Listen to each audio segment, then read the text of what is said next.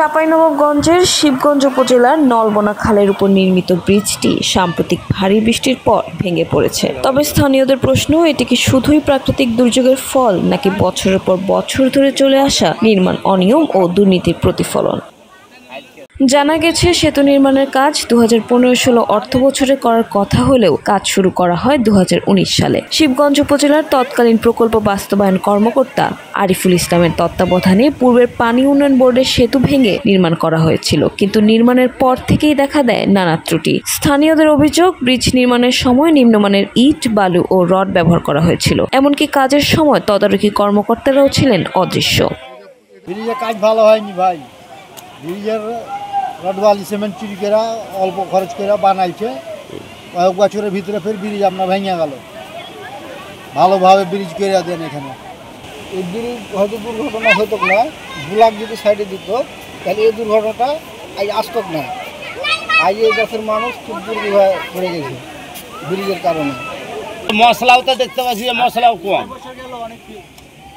মশলাও কম। ধরেন যে ওই সাইডে বাচ্চারা নাই, ওই ও মনে ঠেকবে, ও মনে তো ঠেকেনি।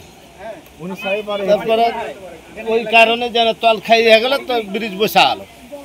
বৃষ্টির পানিতে সৃষ্ট স্রোত সহ্য করতে না পেরে সম্প্রতি বৃষ্টি সম্পূর্ণ ভেঙে গেছে। এতে চলাচল বন্ধ হওয়ায় স্কুলগামী শিক্ষার্থী থেকে শুরু করে কৃষক পর্যন্ত সবাই পড়েছেন চরম দুর্ভোগে। তাই দ্রুত নতুন করে টেকসই ব্রিজ নির্মাণ ও দুর্নীতির সঙ্গে জড়িতদের বিরুদ্ধে ব্যবস্থা নেওয়ায় এলাকাবাসীর দাবি।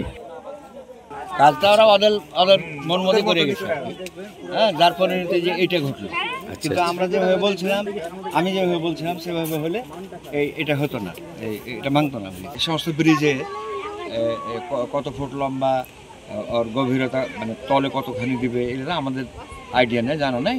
তবে আপনারা নিজে দেখেন রডগুলা কত দুর্বল। হ্যাঁ, রড কাজ খুব দুর্বল হয়েছে, গুণগত মান ঠিক ছিল না। বৃষ্টির পানির তোরে নয়, বরং দুর্নীতির স্রোতেই ভেসে গেছে নলবনা খালের এই ব্রিজ, এমনটাই বলছেন স্থানীয়রা। এই ব্রিজটি আনুমানিক 2017 সালে নির্মিত হয়েছে। এই বিলের ব্যয় ছিল 32 লক্ষ টাকা। 32 লক্ষ টাকা ব্যয়ে যদি এই ব্রিজটি সঠিকভাবে তৈরি হতো তাহলে হয়তো বা এই অবস্থাটা হতো না। এই সামান্য বৃষ্টিতে ব্রিজটি ভেঙে চুরমার হয়ে গেল এবং মানুষ যে এখন মহা বিপদে।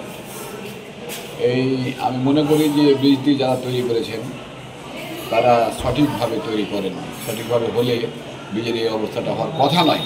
শিবগঞ্জ উপজেলার বিনোদপুরের লসমানপুরে যে বৃষ্টি ভেঙে গেছে, তো সেখানে আমরা দেখেছি এখনও প্রবল স্রোত বহমান রয়েছে। সেখানে আমাদের ওয়ার্ক প্ল্যান আমরা রেডি করেছি। আমাদের দ্রুততার সাথে আমরা সেখানে মাটি ভরাটের মাধ্যমে আপাতত জন চলাচলের উপযোগী করে দেওয়ার জন্য চিন্তাভাবনা করেছি। পাশাপাশি আমাদের এখানে একটা ইঞ্জিনিয়ারিং ইন্সপেকশন প্রয়োজন। বৃষ্টি মেরামতের মাধ্যমে যান চলাচল করার উপযোগী করা সম্ভব কিনা, অথবা নতুন ব্রিজ নির্মাণ কোনটা উপযোগী হবে, সেই বিষয়ে আমাদের ইঞ্জিনিয়ারিং টেস্ট রিপোর্ট আসলে আমরা পরবর্তীতে এই বিষয়ে পদক্ষেপ গ্রহণ করব।